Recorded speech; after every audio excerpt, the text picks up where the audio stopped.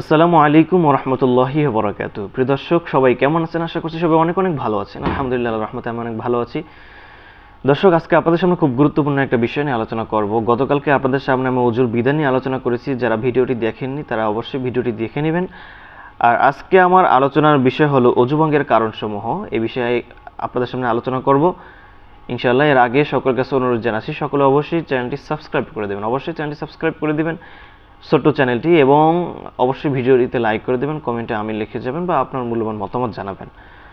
তো আলোচনা শুরু করতেছি। দর্শক, আমরা সকলেই শুরু থেকে শেষ পর্যন্ত ভিডিওটি দেখার চেষ্টা করব, তাহলে আমরা অনেক কিছুই জানতে পারবো ইনশাআল্লাহ তাআলা। আমরা অনেকে ওযু ভঙ্গের কারণ জানি, ওযু ভঙ্গের কারণ 7টি আমরা অনেকেই জানি, মক্তবে পড়েছি, ছড়ার মতো পড়তে পারি, কিন্তু সেটা আসলে চিন্তা করা, অনুধাবন করা সেটা আমরা করতে পারি না। এবং এর মধ্যে যে বিভিন্ন মাসালা রয়েছে সেই মাসালাগুলো আমরা জানার চেষ্টা করবো ইনশাআল্লাহ তাআলা। ওযু ভঙ্গের কারণ 6টি, এখানে 6টি দেওয়া রয়েছে। 1 নম্বর, পেশাব পায়খানার রাস্তা দিয়ে কোনো কিছু বের হওয়া। পেশাব পায়খানার রাস্তা দিয়ে কোনো কিছু বের হওয়া, যে কিছু হোক, যেমন রক্ত, পুজ বের হওয়া এবং ওযু বা গোসলের ধোয়া হয় এমন স্থানে এসে পড়া। ওযু বা গোসলে ধোয়া হয় এমন স্থানে এসে পড়া, রক্ত, এই তাহলে কি হয়ে যাবে?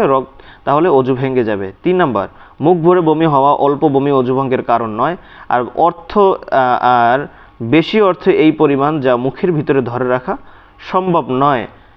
আমরা মক্তবের যেই ওযু ভঙ্গের কারণ পড়েছে মুখ ভরিয়া বমি হওয়া, কিন্তু এটা আসলে কতটুকু পরিমাণ? আমরা তখন মনে করেছি মুখ ভরিয়া যতটুকু হোক, অল্প থেকে অল্প হোক, মনে হয় ওযু ভেঙে যাবে, কিন্তু না। অল্প যদি বমি হয় তাহলে ওযু ভাঙবে না, অল্পর পরিমাণ।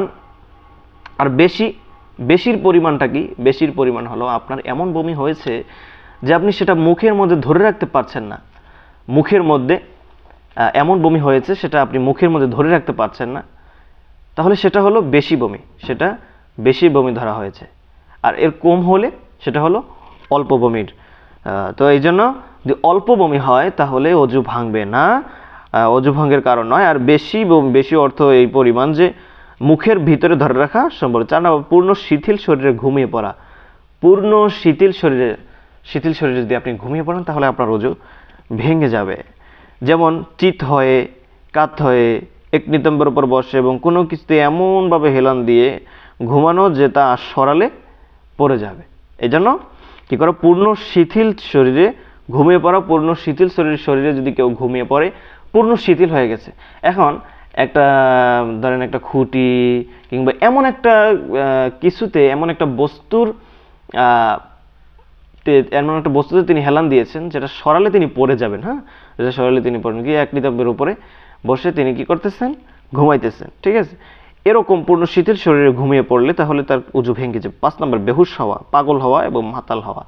এই 3টে কাজ যদি কেউ হয় তাহলে ওযু ভেঙে যাবে। 6 নম্বর, রুকু সিজদার নামাজে প্রাপ্তবয়স্ক ব্যক্তির শব্দ করে হাসা যা পাশের ব্যক্তি শুনতে পায়, তাহলে কিন্তু ওযু ভেঙে যাবে। রুকু সিজদার নামাজে প্রাপ্তবয়স্ক যাদের প্রাপ্তবয়স্ক ব্যক্তির শব্দ করে হাসা যা পাশের ব্যক্তি কি কয়? শুনতে পায়। সুতরাং রুকু সিজদার নামাজে বালক বা ঘুমন্ত ব্যক্তি হাসলে ওযু ভঙ্গ হবে না। তোদের জানাজার নামাজে বা তেলাওয়াতের সিজদা হাসলে কারো ওযুই ভঙ্গ হবে না। জানাজার নামাজে কিংবা তেলাওয়াতের সিজদায় কি হয়? কেউ যদি হাসে তাহলে কি হবে? ওযু ভঙ্গ হবে না, কারো ওযুই ভঙ্গ হবে না। দর্শক, আমরা আলোচনা খুবই সংক্ষিপ্ত করতেছি, 5 মিনিটের মধ্যে সীমাবদ্ধ করার চেষ্টা করবো ইনশাআল্লাহ তাহলে। এই জন্য কেউ এখনো যাবেন না, যারা এখনো সাবস্ক্রাইব করেন অবশ্যই সকলে সাবস্ক্রাইব করে দেবেন অবশ্যই। কয়েকটি মাসালা, দর্শক, মাসালাগুলো খুব গুরুত্বপূর্ণ, যেই মাসালাগুলো জানলে আমাদের খুব উপকৃত হব আমরা ইনশাআল্লাহ। 1 নম্বর,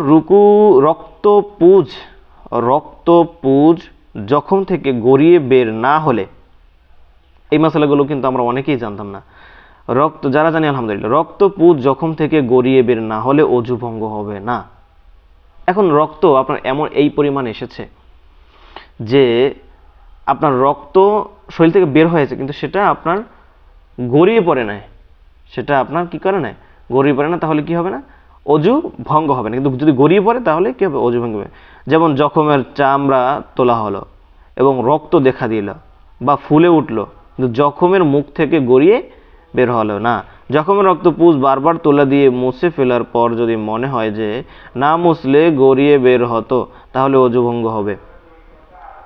এখন জখমের রক্ত বারবার বারবার বারবার আপনি মুছতেছেন, কিন্তু অতিরিক্ত হয়ে যায়, যেমন এই যে বারবার মুছতেছেন, এই বারবারের পরিমাণ যদি একবার বের হতো, একবার বের হলে সেটা যদি পড়ে যেত, যদি এরকম হয়, হ্যাঁ, যদি এরকম হয় যে এত পরিমাণ বের হয়েছে যে সেটা যদি একসাথে বের হইতো তাহলে সেটা আপনার গড়িয়ে পড়তো, তাহলে কি হবে? অজু ভঙ্গ হবে, না হলে অজু ভঙ্গ হবে না। গড়িয়ে বের হতো তাহলে কি হবে? অজু ভঙ্গ হবে। 3 নম্বর, কামড় দেয়া আপেলের গায়ে কিংবা খেলালের মাথায় রক্তের চিহ্ন দেখা দিলে তাতে অজু ভঙ্গ হবে না। 4 নম্বর, থুথু লাল হলে, অর্থাৎ রক্তের পরিমাণ থুথুর চেয়ে বেশি বা সমান হলে অজু ভঙ্গ হবে। আর যদি শুধু লালচে ভাব থাকে, অর্থাৎ রক্তের পরিমাণ থুথুর চেয়ে কম হয়, তাহলে অজু ভঙ্গ হবে না। আমরা আবার শুনি, থুথু লাল হলে, অর্থাৎ রক্তের পরিমাণ থুথুর চেয়ে বেশি হলে, রক্তের পরিমাণ থুথুর চেয়ে বেশি বা সমান হলে অজু ভঙ্গ হবে। আর যদি শুধু লালচে ভাব থাকে, অর্থাৎ রক্তের পরিমাণ থুথুর চেয়ে কম হয়, তাহলে অজু ভঙ্গ হবে না।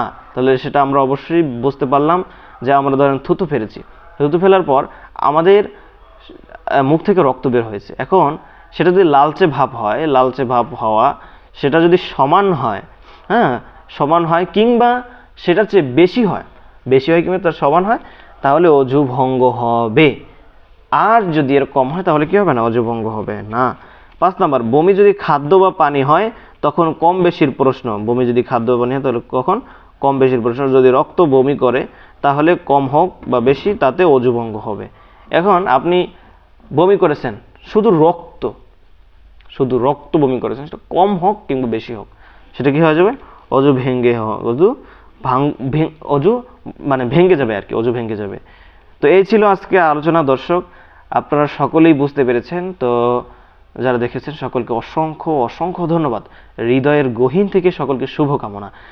সকলে অবশ্যই যারা দেখেছেন অবশ্যই সকলকে শুভকামনা। সকলে অবশ্যই চ্যানেলটি সাবস্ক্রাইব করা না থাকলে অবশ্যই চ্যানেলটি সাবস্ক্রাইব করে দেবেন এবং আমার জন্য দোয়া করবেন, আপনাদের জন্য দোয়া করবো। আসসালামু আলাইকুম রহমতুল্লাহি ওয়া বারাকাতুহু।